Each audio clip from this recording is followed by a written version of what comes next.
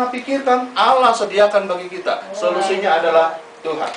Di dalam nama Yesus Kristus, panggil Dia, maka Dia akan memberikan jalan keluar bagi kita, saudara. Nah, itu pertama. Yang kedua, kita mau lihat malam hari ini, saudara lihat kembali di dalam Keluaran tadi 15, ayatnya yang ke-24. Keluaran 15 ayat 24 saya bacakan.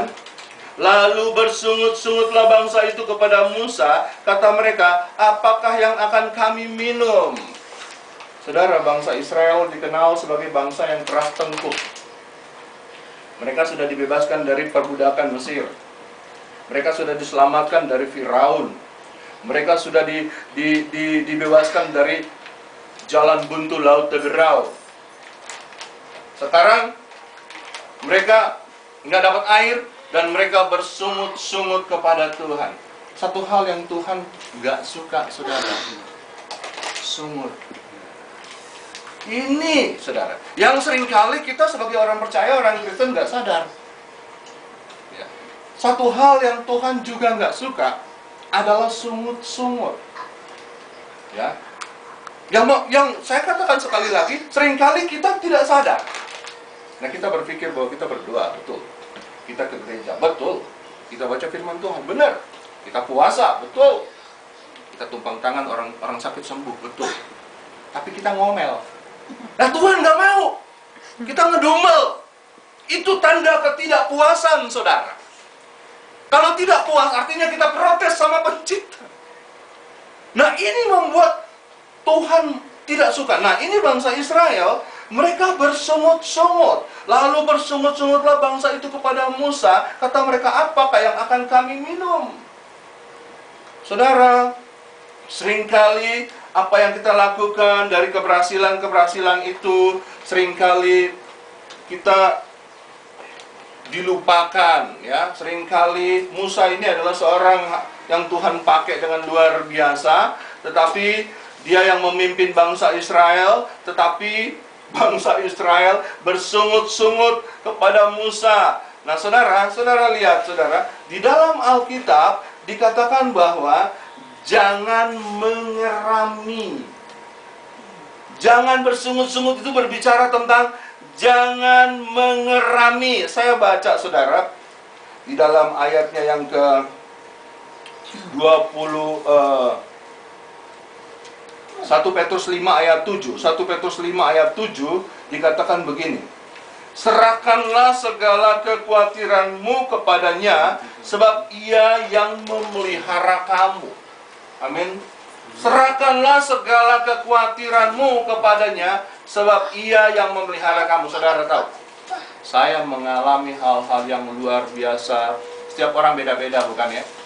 Ada yang hamba Tuhan, pendeta mengalami dengan orang sakit, ya, orang yang sudah tidak bisa tertolong lagi, harusnya binasa mati, sembuh. Ya, ada orang yang mengalami banyak hal lewat masalah-masalah yang sudah di ujung tanduk, sembuh.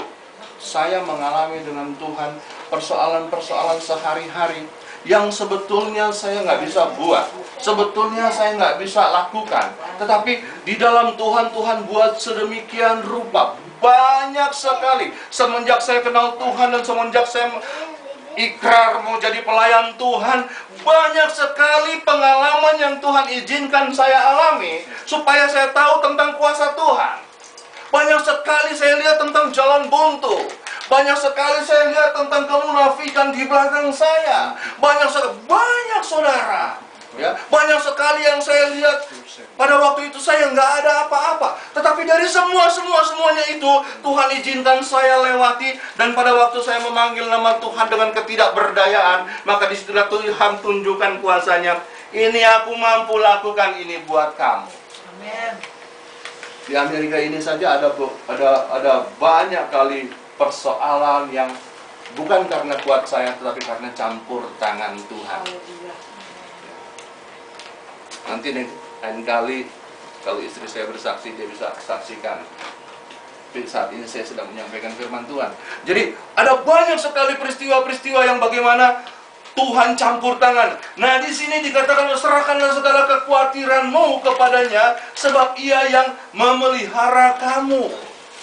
Saudara-saudara yang terkasih dalam Tuhan, bangsa Israel di dalam perjalanan ini mereka bersungut-sungut luar biasa. Saudara lihat kembali dalam Keluaran 15 ayat 25. Musa berseru-seru kepada Tuhan dan Tuhan menunjukkan kepadanya sepotong kayu.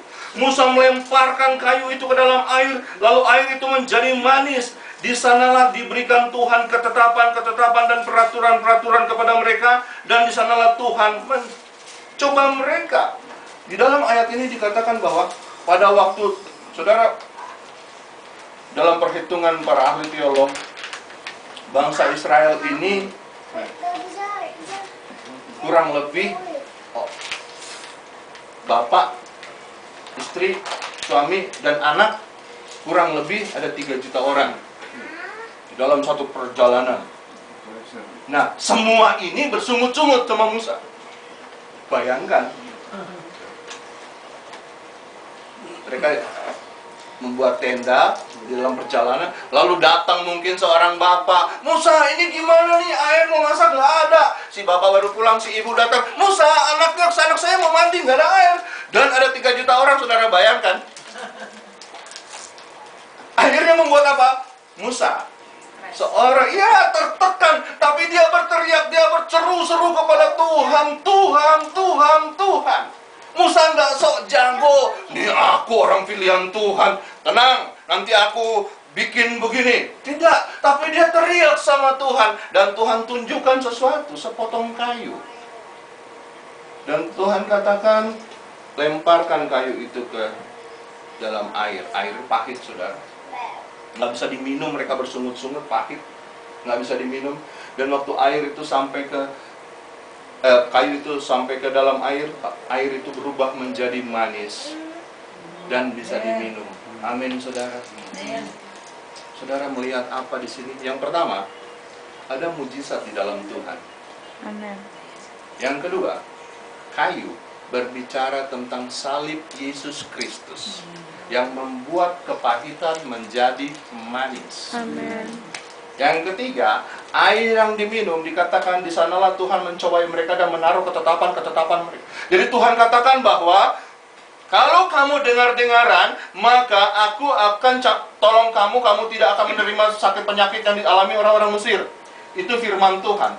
Air berbicara firman Tuhan, firman pengajaran. Saudara, kalau kita nggak pernah baca firman Tuhan dan dengar firman Tuhan, kita nggak tahu apa-apa tentang Allah. Dan pada waktu kita mengalami satu persoalan, kita nggak tahu siapa yang bisa tolong kita. Tetapi kalau kita baca firman Tuhan, maka kita tahu bahwa Allah sanggup tolong kita. Amin. Tuhan sanggup buka jalan. Amin. Ada di dalam firman Tuhan. Tuhan itu melakukan yang bagi kita mustahil, bagi Tuhan tidak ada yang mustahil. Jadi ada 3 hal. Pertama, mujizat di dalam Tuhan itu pasti. Dahulu, hari ini, besok, dan sampai selama-lamanya tetap ada. Yang kedua, kayu itu berbicara tentang salib Yesus Kristus. Iman kita. Berbicara iman kita. Kayu itu ditaruh di air, maka air jadi manis. Salib Yesus Kristus, iman kita kepada Yesus, membuat kepahitan menjadi manis. Yang ketiga, di dalam air itu waktu diminum, maka ada ketetapan Allah, ada firman Tuhan yang memberi pengajaran, yang mengatakan bahwa Tuhan akan menyertai bangsa Israel dan tidak akan menimpa segala sakit penyakit yang dialami orang Mesir. Israel sekarang tahu, tadinya nggak tahu, saudara. Tapi begitu air sudah jadi manis, sekarang ngerti dia. Nah, saudara-saudara, dan di akhir cerita, kalau saudara baca ayat itu terus, mereka sampai kepada satu tempat namanya Elim. Ada pohon korma dan sumur-sumur. Apa yang kita lihat sore hari ini? Masalah persoalan yang kita alami, yang silih berganti, itu cuman sebentar, saudara. Amen. Tuhan tetap berjalan bersama dengan kita, baik di padang gurun maupun bukan padang gurun. Ada kesulitan, air pahit, air nggak ada. Ada air, airnya pahit, nggak bisa diminum. Tapi sesudah itu ada Elim, ada pohon kurma. Ada dunia yang susah kerja dan lain sebagainya. Sesudah itu ada surga. Jadi tidak selama-lamanya, orang dunia bilang apa? Tidak selama-lamanya mendung itu gelap. Badai pasti berlalu. Yang saya mau sampaikan sore hari ini, mungkin saja di antara kita mengalami